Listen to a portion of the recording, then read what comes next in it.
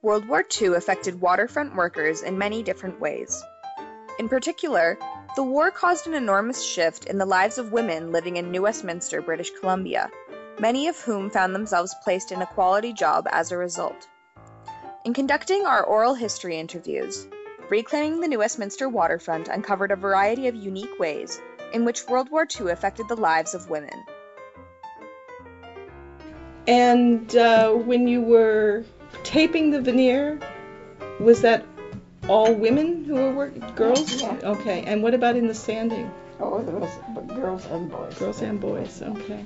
There was a lot of girls, mostly girls working there, and all the boys were gone at war. Oh, this was during the war. Okay. That's why we got to get there in the summertime, because that was a relief for the people when I went on holiday. So you did it, okay, when you were in high school? Yeah. Okay. There was something called heaps engineering, which through the First World War and into the Second World War was making some munitions and iron and steel foundry parts. I remember talking with a woman who worked at heaps. Yeah. She had a lot of women working in the war effort then, Second World War, and she was saying that it was pretty prestigious. Yeah. She said, it was a hard job. She loved her job, but you'd be riding on the streetcar to go to work.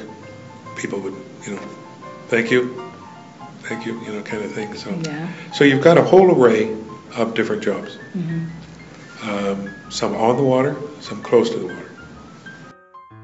Okay, so you started there towards the end of the war. Was it hard to get stockings?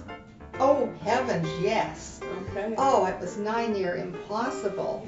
We had garter belts, and you couldn't get elastic, so that you'd have this thing, the garter belt, and then suspenders, and they would get stretched and stretched, so you'd have to tie knots in them and pull them out. And then your pants couldn't get elastic, they had buttons in them, and you wouldn't go to dances unless you put a pin in your pants because you didn't want them falling down.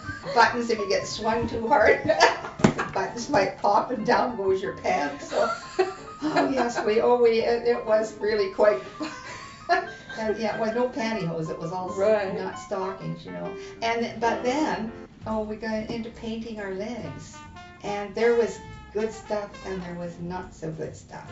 I think my father threatened to throw me out one time when I was using the bad stuff because it smelled so bad. But the good stuff, it had a nice texture to it, and if you could get somebody to paint a seam down your back leg, because all stockings had seams in them in those days, so you could get a seam painted down the back of your leg, and that would last for maybe 3 or 4 days. The painting, it was good because you could get nice beigey shade,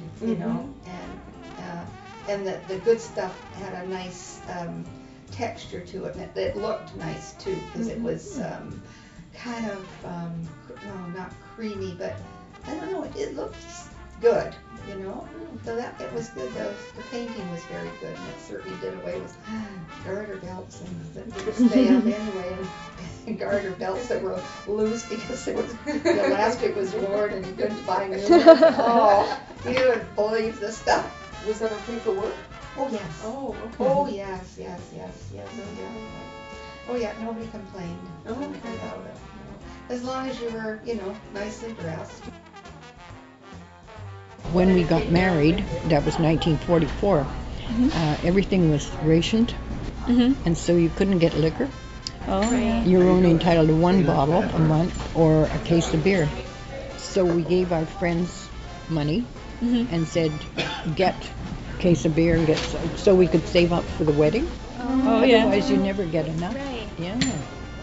And so at the wedding, everybody's working. I got married on a Thursday. I thought that was an auspicious day to get married in. It was. And so everybody came in kind of layers. Some people were working the graveyard shift, so they would come to the wedding, and others would come after they're finished in the afternoon, and others would come at noon before they went to work. So it was come and go.